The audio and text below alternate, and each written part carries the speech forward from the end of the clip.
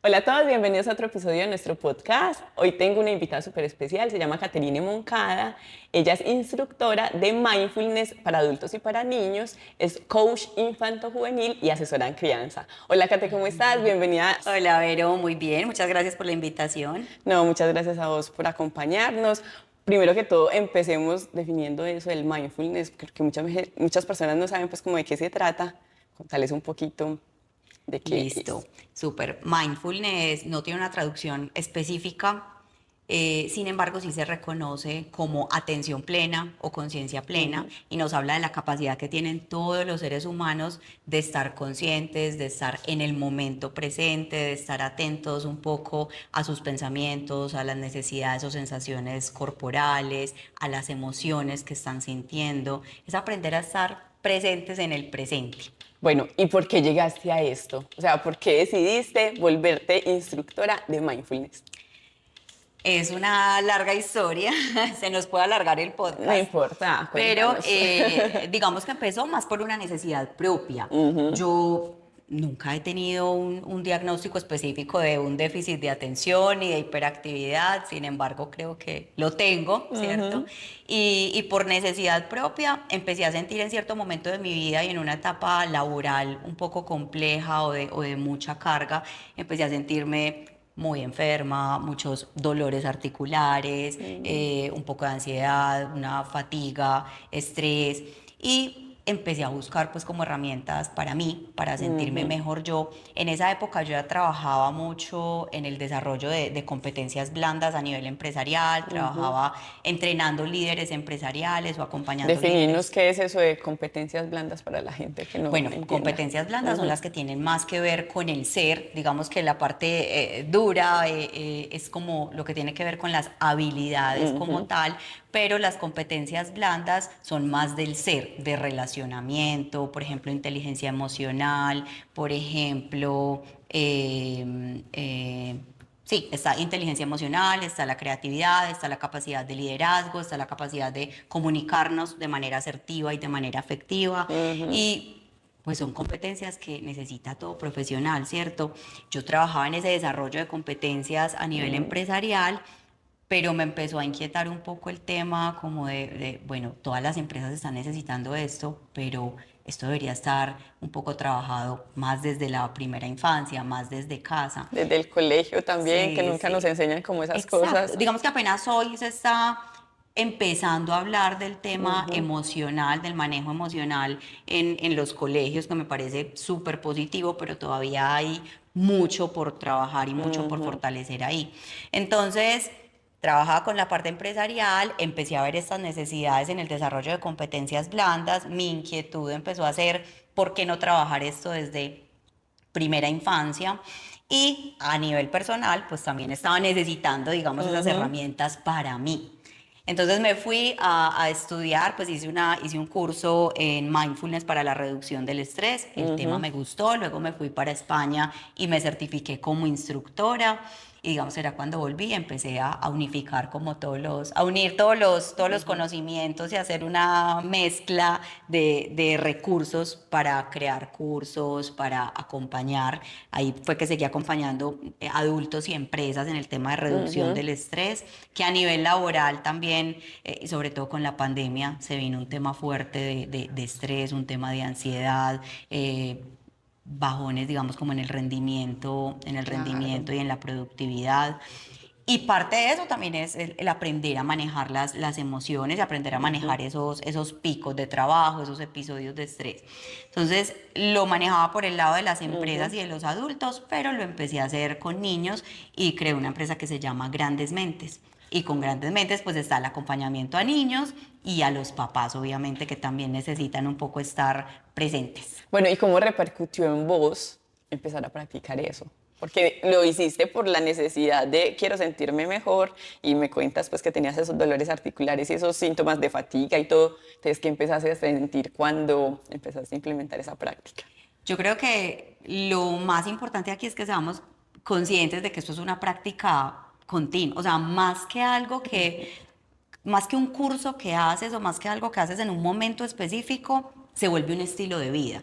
Entonces es tener la conciencia de decidir vivir estando presente, siendo más consciente y que eso lo apliques en tu día a día en todos los momentos posibles. Yo hoy, después de muchos años de estar practicando, no te puedo decir que nunca me despisto, que nunca se me olvida algo. De hecho, soy una persona supremamente desmemoriada Ajá. y que la práctica de mindfulness ha hecho que mejore un montón. Pero a hoy todavía, o sea, siento la mejoría, pero a hoy todavía a veces me despisto, a veces, por supuesto, me da mal genio, que es algo que las personas me dicen, entonces vos no te enojas. Sí, porque No, uno cree, ay, obvio. son súper serenas No, todo no, el no, no tiempo. soy un ser de luz, no, o sea, pero claro, si miro hacia atrás, la forma en la que yo reaccionaba antes ante diferentes situaciones es muy diferente a la forma en cómo reacciono hoy. Cuando me preguntas por los dolores y por todos los demás, digamos, como beneficios o el impacto que ha tenido en mi vida, a mí el mindfulness me ha permitido conectarme más con esos dolores, aprender a escuchar un poco más mi cuerpo y las necesidades de mi cuerpo, porque gran parte de esos dolores, y en el budismo hay algo muy bonito y es que dicen que el cuerpo se comunica contigo o el cuerpo te susurra, te habla o te grita. Ujú. La cuestión es que nosotros no escuchamos el cuerpo cuando nos está susurrando, lo escuchamos es Los cuando nos gritos. está gritando, ¿cierto? Ujú. Y cuando ya hay gritos es cuando ya son dolores crónicos o una Ujú. enfermedad está muy avanzada. Si tuviéramos realmente diariamente la conciencia de escuchar más nuestro cuerpo, nos daríamos cuenta que hay que parar, que tenemos sed, que hay que ir al baño. ¿Cuántas veces estás full concentrada en el trabajo o ni siquiera concentrada, pero tenés mucho trabajo y no haces la pausa para ir al baño Ni un para comer. momentico, ni siquiera para comer? Es verdad. Sí, no, Ajá. por eso me parecía como tan importante hablar de este tema, porque muy rico que uno pueda implementar esto desde la infancia, porque entonces uno dice, si ya tu niño es consciente de esto, pues entonces podemos prevenir muchas enfermedades a largo plazo y podemos manejar muchas cosas de forma diferente, o sea, mejor control de emociones, ¿cierto? Todo eso. Totalmente. De hecho, a los Entonces, niños les pasa, y cuando estoy en los cursos con los ujú. niños, les digo eso, es como parar, observar el cuerpo y observar qué te está diciendo tu cuerpo. Si siente hambre, si tiene sed, si necesitas descansar, si necesitas ir al baño. A veces están jugando y por estar tan entretenidos con los amigos no van al baño y pues ya me lo dirás tú, termina, bueno, una infección urinaria, bueno, vienen Por enfermedades y ejemplo, es situaciones. típico que más o menos las niñas a los 3 a 5 años empiezan con infecciones urinarias, pero son infecciones urinarias que no venían desde antes. Y uno sabe que están totalmente relacionadas con hábitos miccionales inadecuados y es porque ellos por estar jugando no van y No, orinan. Entonces nos exactamente. toca decir, no, venga, tiene que ponerle un recordatorio, cada 3 a 4 horas vaya a orinar, darle la importancia a la orinada, o sea, bájese los pantalones, bien, siéntese un minutico, espere un ratico, o sea, como hágalo con calma, porque también van El afanados a afán. seguir jugando, entonces Sí. no vacían completamente la vejiga y empiezan a hacer infecciones urinarias por esa, pues como volumen de orina que queda en la vejiga Exacto, acumuladito, pues sí se exacto. va. Entonces mira que hay una conexión muy bonita entre la parte de mindfulness, que es escucho mi cuerpo, siento mi cuerpo y ya pues todo lo que tú dices en temas de salud, ¿cierto? Entonces eso fue lo que me pasó a mí. Yo empecé como a escuchar más mi cuerpo, a darme cuenta que necesitaba unas pausas, unos descansos o atender más unas necesidades puntuales. Y eso fue mejorando automáticamente mis dolores. Yo no te puedo decir que hice un tratamiento O sea, específico, fue solo no. eso. Empecé a ser más consciente, sí. Y a ser Increíble. consciente de que me duele, porque es que muchas veces, sobre todo como, bueno, creo que pasa también en los niños, sobre todo por la diversión, pero en adultos con mayor razón, es como me hago la boba con los dolores o con lo que me está pasando porque no tengo ni tiempo de enfermarme, porque tengo mucho que hacer, porque en el día a día, o sea, estoy trabajando, estoy corriendo, estoy haciendo una cantidad de cosas, pero no me tomo el tiempo para mí Sí, realmente. mira que a mí me pasó como algo similar. Yo era médica de urgencias en una clínica pues grande de acá y yo pues prácticamente a veces ni sacaba tiempo para comer. O sea, ni para comer, ni para ir al baño. Yo a veces era trabajo, trabajo, trabajo. Yo hacía muchas noches porque a mí me encanta trabajar de noche. Y a veces trabajaba noche, llegaba a la casa a dormir, otra vez a trabajar, otra vez a dormir. Entonces a veces ni siquiera tenía tiempo como para mi familia, como para mi bienestar. Entonces yo veía como la cuenta ahí con plata y como que ni tiempo para gastármela. Entonces hubo un momento que ya empezó mi cuerpo a gritar, ya no era susurrar, sino a gritar, empezó a manifestar dolores y un montón de síntomas. Entonces, por eso fue que yo también aprendí como un poquito de ese término y algunas estrategias pues que me servían como para mejorar ese estrés. Empecé a practicar mindfulness, pero digamos que se me volvió así como una moda y después se me olvidó y ya, pues como que a veces digo, ay, sí, tengo que prestar más atención y ahora que soy mamá y que la vida es así tan acelerada, digo, tengo que bajarle un poquito a este estrés, a esta vida tan agitada, pero a uno le cuesta, le cuesta a veces como volverle un hábito. Entonces vos cómo empezás a trabajar eso con los niños, o sea, ¿cómo es una clase? Pues, o cómo es ese acercamiento inicial, desde qué edad lo aconsejas que se empiece a practicar.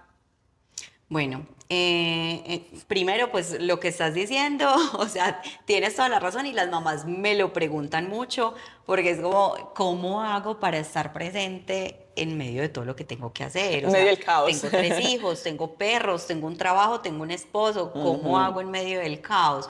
Y ahí voy a hacer un paréntesis antes Sí, sí.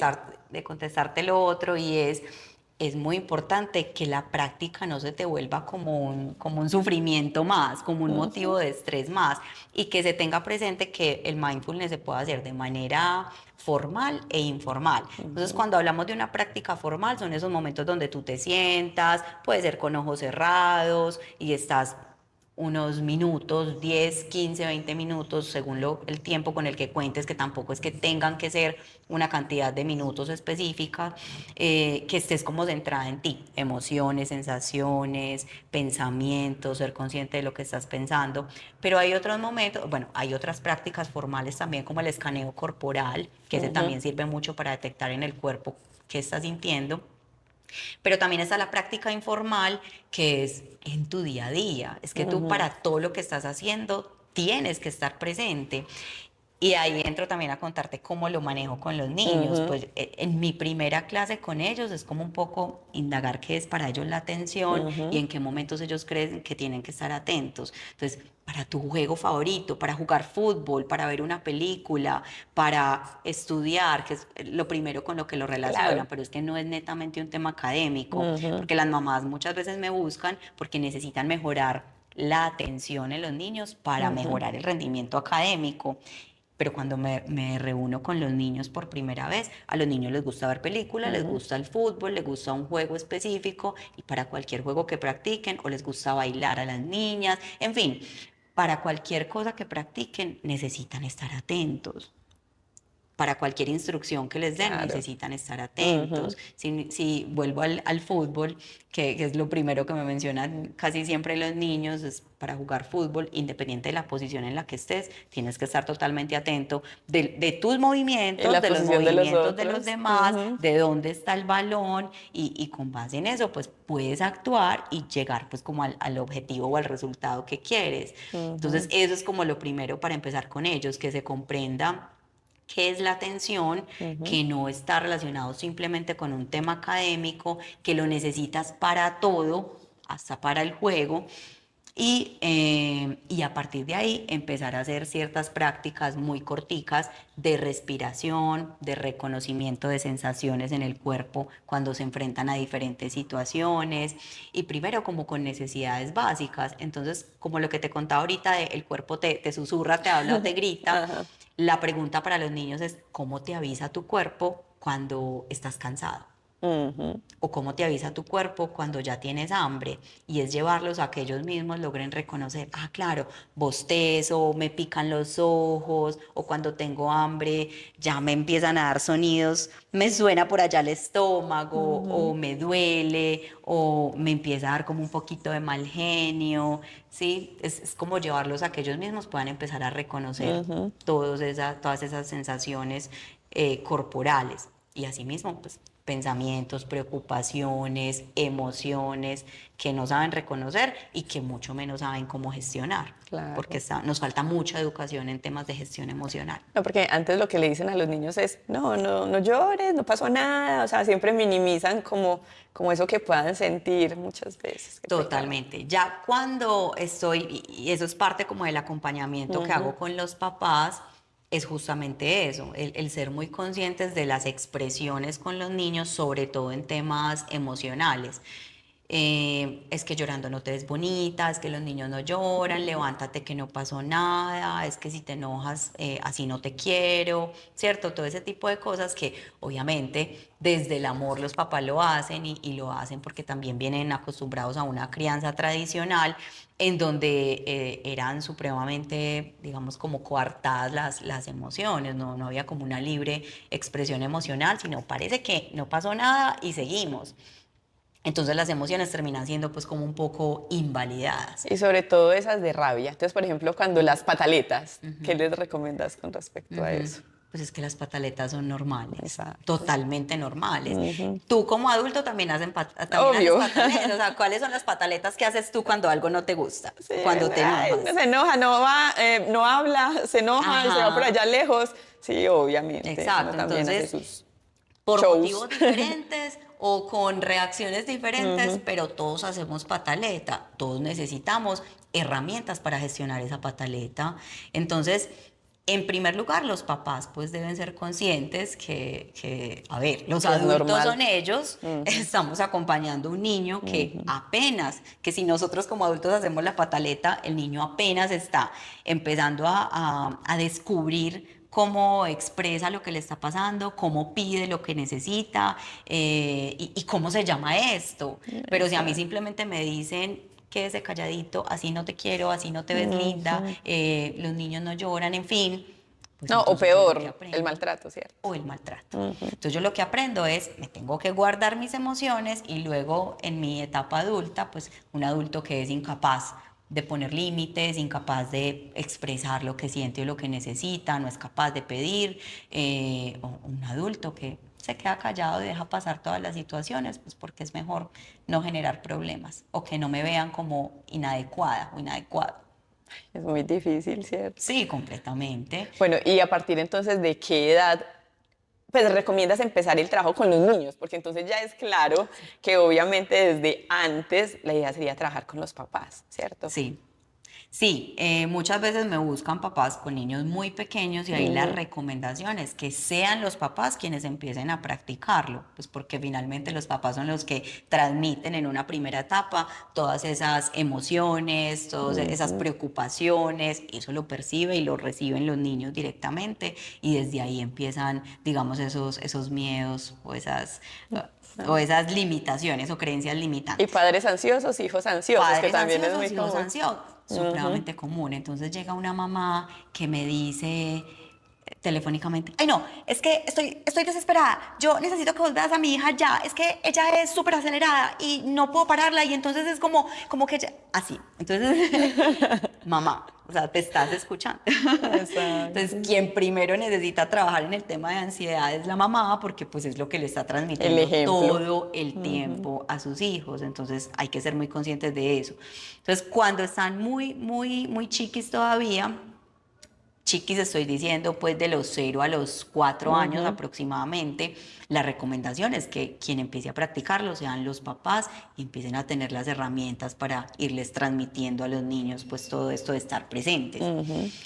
A partir de los 4 o 5 años, pues dependiendo como del nivel de desarrollo de los niños, porque hay niños de 4 años que no me van a aguantar una clase, que es aproximadamente de 1 hora, 45 minutos, pero a partir de los 5 ya sí, tengo cursos para niños desde los 5 años, son cursos normalmente que duran 8 semanas, pero en esas 8 semanas pues es 1 hora semanal, con una recomendación de unas prácticas diarias corticas, que son ejercicios como de centramiento y de atención plena, o pues, podemos llamar meditaciones, y donde se les van dando indicaciones a los papás de también cómo acompañar y qué hacer en el proceso con los niños, porque no tiene sentido, es que se vuelve un arma de doble filo y por eso yo Claro. siempre menciono papás e hijos, no tiene sentido que tu hijo llegue a la casa, por ejemplo, hablando de el botón de pausa, que ya te voy a contar qué es, y dice, papá, pues, o mamá, necesitas usar tu botón de pausa.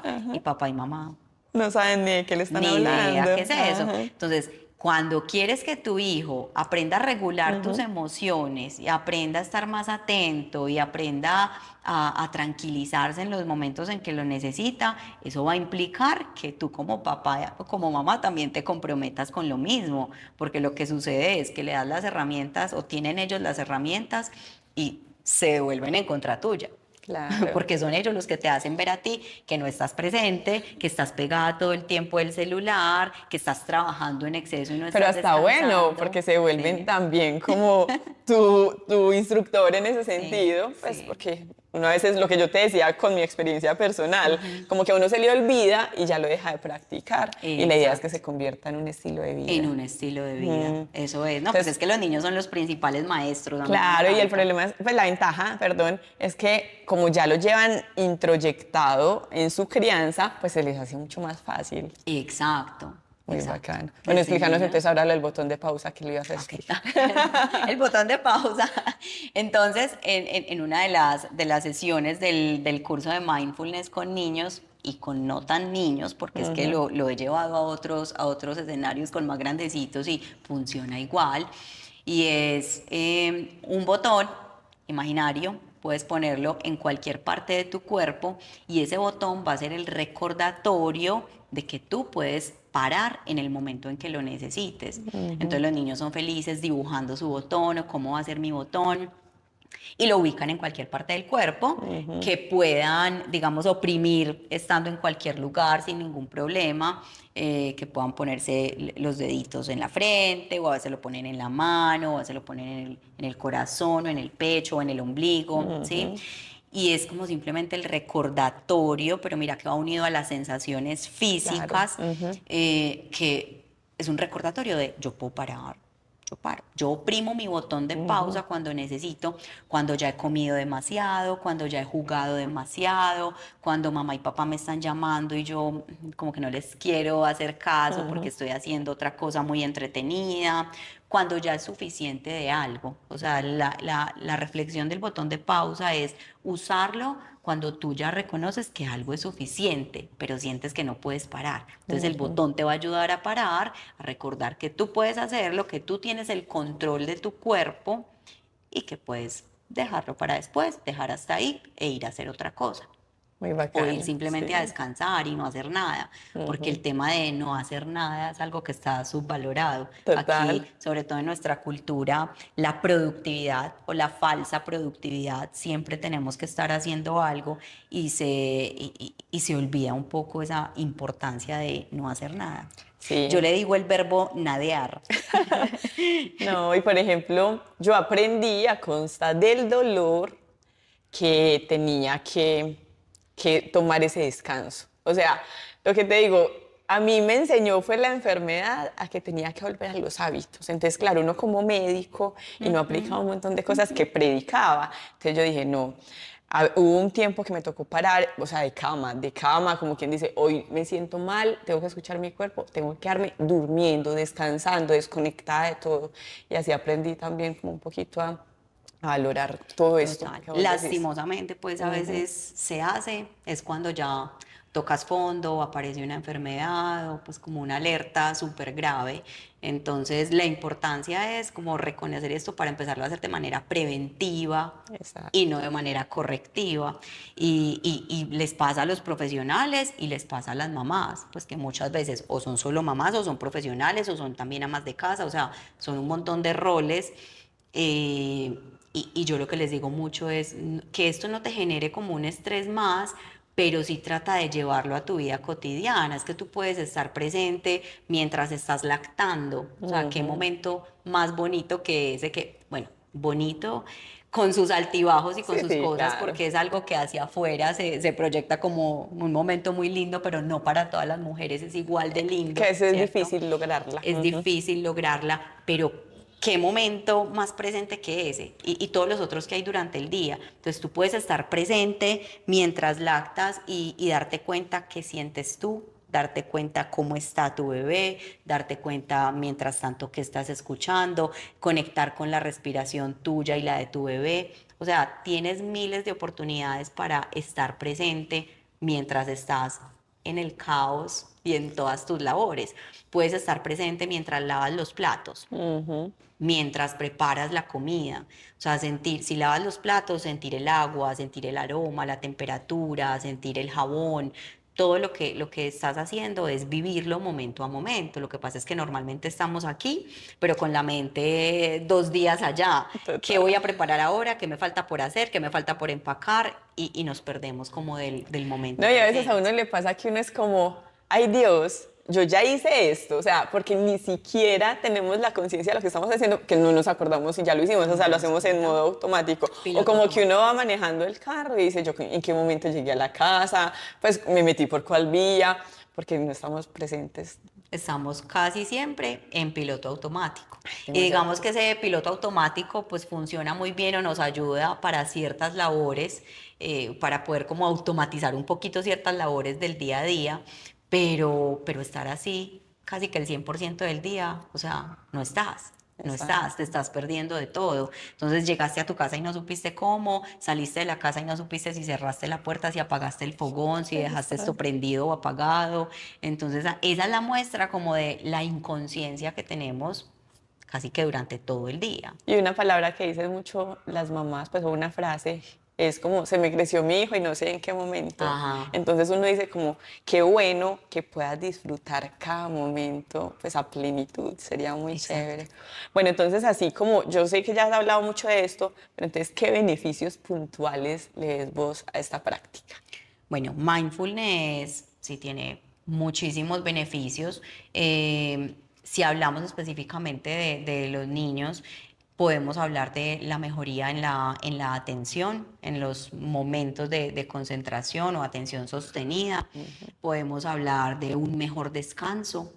Podemos hablar de, digamos, niños que tienen temores nocturnos o que les da miedo dormir solos o que siempre están buscando a los papás, pueden dormir mucho mejor, descansar mucho mejor a través de la práctica de mindfulness, van a empezar a desarrollar mejor un tema de empatía, de acercamiento con los demás, un tema de amabilidad. En la práctica de mindfulness se trabaja mucho como el entender qué estoy sintiendo yo, pero entender también cómo se está sintiendo el otro. Entonces esto me permite acercarme al otro de una manera más amable y más compasiva.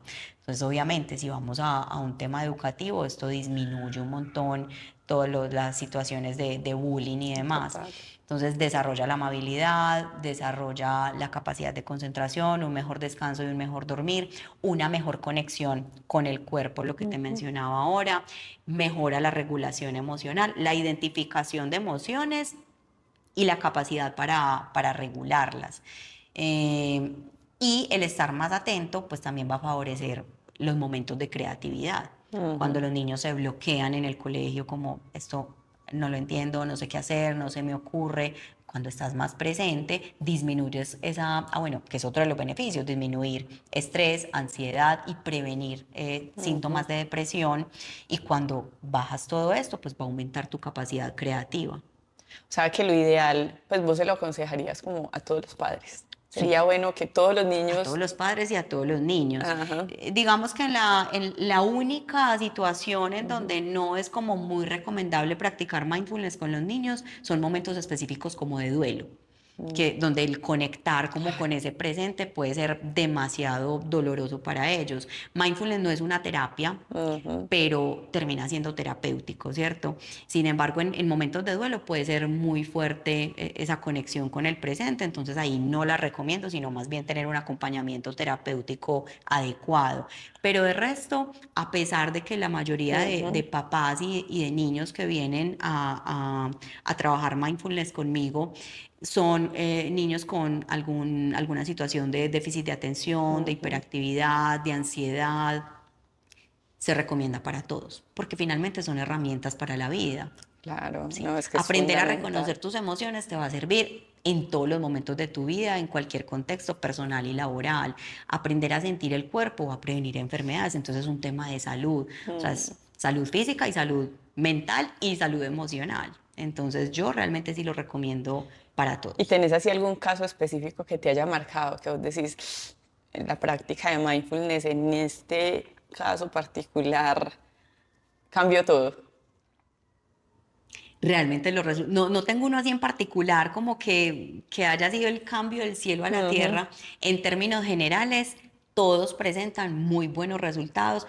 El curso está pensado para 8 semanas y 8 semanas, digamos que ya hay investigaciones donde dice que el cerebro empieza a generar cierta transformación en esas 8 semanas, si se hace pues como la práctica de manera juiciosa. Y los resultados se ven. Yo siempre hago como reuniones constantes, obviamente con los papás, incluso a veces con los colegios o con la psicóloga del colegio, cuando hay situaciones particulares por trabajar. Y realmente de la semana 1 a la semana 8 hay muchísima diferencia. Los resultados académicos cambian, la capacidad para retener información cambia, las pataletas disminuyen, entonces la relación entre padres e hijos mejora un montón, o la relación entre hermanos mejora un montón. Son resultados que obviamente a mí me dan mucha satisfacción, pero que no es pues como como un caso particular, sino que en términos generales Claro. todos lo logran, todos Y lo más porque logran. me imagino que normalmente te llegan esos pacientes que tienen ya la dificultad, no el que quiere empezar como por manera preventiva, digámoslo así. Entonces, me imagino. Exacto, exactamente, pero sí deberían ser herramientas que todos tengan pues como muy a la mano, sobre todo porque terminan esas 8 semanas, pero después de esas 8 semanas tienes ahí a la mano los ejercicios, las meditaciones, el botón de pausa que ya sabes cómo usarlo y cuándo usarlo. Entonces, lo importante ahí es como que los papás le sigan dando continuidad a la práctica, sigan recordando y sigan siendo coherentes también con esto. No es solo practicar un momento y ya, sino como darle continuidad. Es que deberías de hacer algo como que permita tener el curso inicial y como reforzarlo cada cierto tiempo. No, no. Hay varios niveles. De hecho, Ah, hay niños bueno. que están conmigo practicando mindfulness desde hace más de 2 años. Son niños que continúan ahí y les gusta. Es muy particular porque cuando van a una primera clase, como que hay cierta prevención. ¿Qué es eso tan raro? Una profesora de mindfulness, ¿qué es eso? ¿En qué curso estoy? O sea, normalmente los niños, que es otra cosa, los papás son expertos en llenar la agenda de los niños con actividades extracurriculares, y pocas veces dejan el espacio para Para el que sean descanso, niños. para que sean niños, para no hacer, vuelvo a lo mismo, para no hacer nada. Eh, entonces, pues hay muchas actividades, pero me perdí. ¿Qué te estaba diciendo? Ay, Dios. Ayuda del público, por favor. Los niños normalmente tienen muchas actividades agendadas y no se les deja como ese espacio de no hacer nada.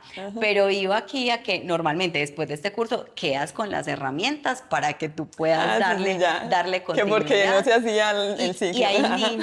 hay niños que tienen el curso desde hace ya mucho tiempo, con los que llevo 2 años y seguimos practicando porque Muy les gusta. bacán. Entonces me fui para allá, Sí, por eso me sí. perdí, porque hay niños que llegan al curso y en la primera sesión son como súper extrañados de trabajar en la atención, trabajar en emociones, trabajar en esto. O sea, no es normalmente lo divertido a lo que me llevan mis papás de fútbol, de natación, de baile, de patinaje, de una cantidad de cosas.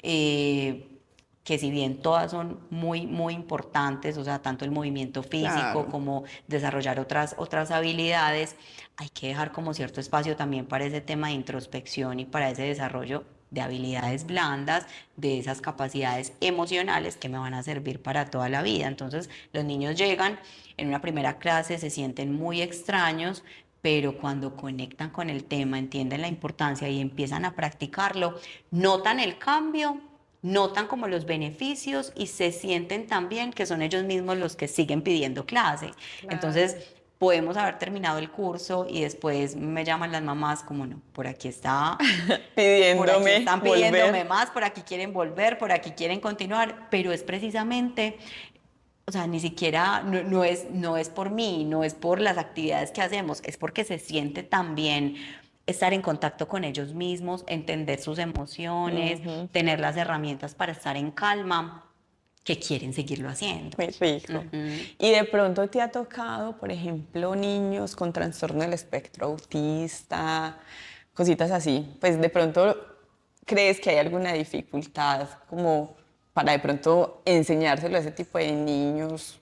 Sí, he tenido pero digamos no en un grado muy alto, no en un grado muy alto, y en este caso han sido cursos acompañados con su principal cuidador, en donde se genera una conexión entre él y me parece muy bonito. Se lograron buenos resultados. Es muy complejo lograr hacer ese contacto con las emociones, es muy complejo, y sobre todo que se exprese, pero aún así el ir guiando a ese niño a que reconozca que cuando está alegre hay una sonrisa, o que cuando está alegre quiere moverse más, o que cuando está enojado se puede sentir la cara caliente o puede arrugar las cejas o a veces empuñas las manos.